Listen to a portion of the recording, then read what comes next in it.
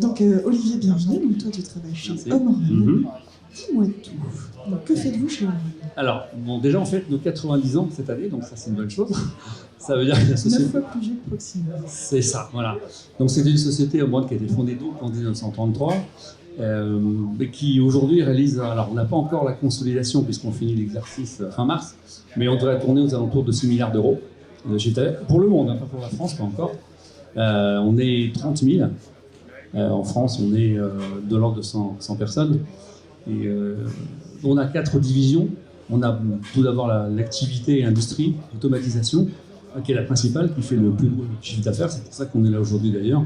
On a aussi une division santé, tout ce qui est tensiomètre, podomètre. On a une division application sociale, qui est plutôt au contrôle d'accès au train, ticketing, etc. Puis l'application, enfin une division pardon, de composants électroniques. Et la partie, en effet, automatisation, c'est pour ça qu'on dit aujourd'hui, il y a la partie robotique. Ok. Et du coup, sur cette partie robotique, donc, ce que vous présentez à côté, c'est un AMR, donc un robot mobile autonome. Vous présentez aussi un cobo. Quels sont vos sujets de prédilection pour mettre du cobo et de l'AMR?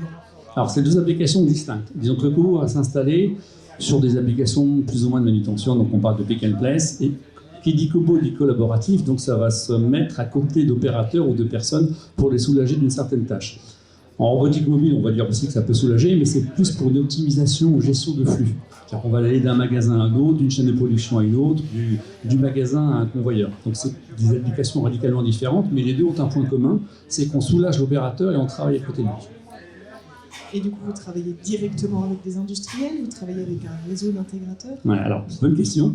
En fait, si je prends l'AMR par exemple, c'est un produit qui n'est pas clé en main. On achète un AMR tout seul, c'est un châssis qui se déplace, qui peut porter une charge lourde, mais qui ne va pas être lié à l'application. Donc on passe par un réseau d'intégrateurs. Ce sont des intégrateurs qui vont amener leur savoir-faire. Donc ce qu'on appelle des TOP par exemple.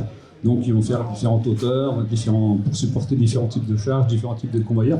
Je vais dire qu'il y a autant de types de top que d'applications, parce qu'il y a des applications génériques. Mais pas loin. Mais pas loin, donc c'est ça. Donc on passe, nous, par des intégrateurs qui connaissent en plus le métier. Donc si on est dans l'automobile, c'est pas pareil que dans l'agroalimentaire et les cosmétiques.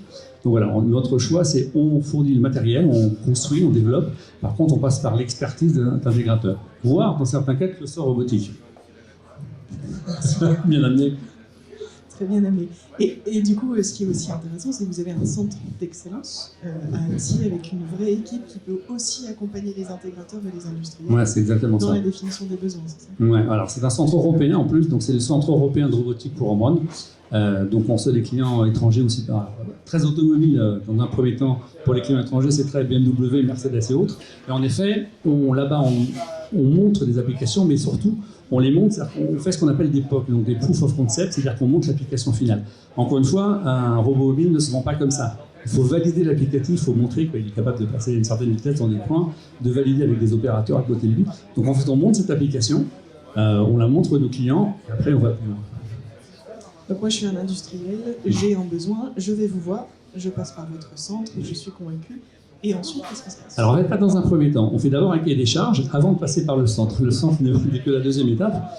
Et après, on montre l'application, on la vérifie, on la modélise, on la valide sur site, parce qu'encore une fois, il y a des applications, je reviens sur la robotique mobile, qui est un peu plus longue à intégrer que la cobotique. La robotique mobile, on dit qu'il faut à peu près 1 an pour intégrer un robot mobile, parce qu'il faut l'accepter. C'est ça, il faut que les personnes l'acceptent simplement.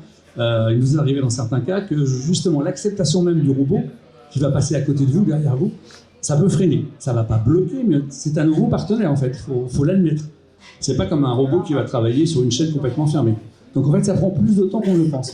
Par contre, le taux de conversion est beaucoup plus rapide qu'avant. On se rend compte maintenant qu'on est sur un taux de conversion qui est passé de 50 à 90%, alors que par le passé, on apprenait tous, donc on était dans les 10 à 20%. Et du coup, qu'est-ce qui a changé? C'est la méthode, l'expérience? C'est l'expérience de tout le monde. C'est le fait que maintenant... Alors, c'est pas encore... Je dirais qu'en robotique, on est un petit peu là où on était en vision il y a 15 ans ou 20 ans, et en automate il y a 40 ans. C'est-à-dire qu'on en est encore une phase où on se dit oui, c'est disruptif, c'est intéressant, mais beaucoup sont partis sans savoir exactement ce qu'ils voulaient faire avec la robotique mobile ou la cobotique. On s'est dit c'est génial, c'est une nouvelle technologie, mais en fait non, il faut qu'il y ait un vrai cahier des charges, il faut qu'il y ait un vrai besoin, il faut que ça intègre, ça aide vraiment l'humain, il faut que ça gère vraiment des flux, donc il y a un calcul de retour sur investissement qui doit être fait, et après ça débouche en effet sur un applicatif.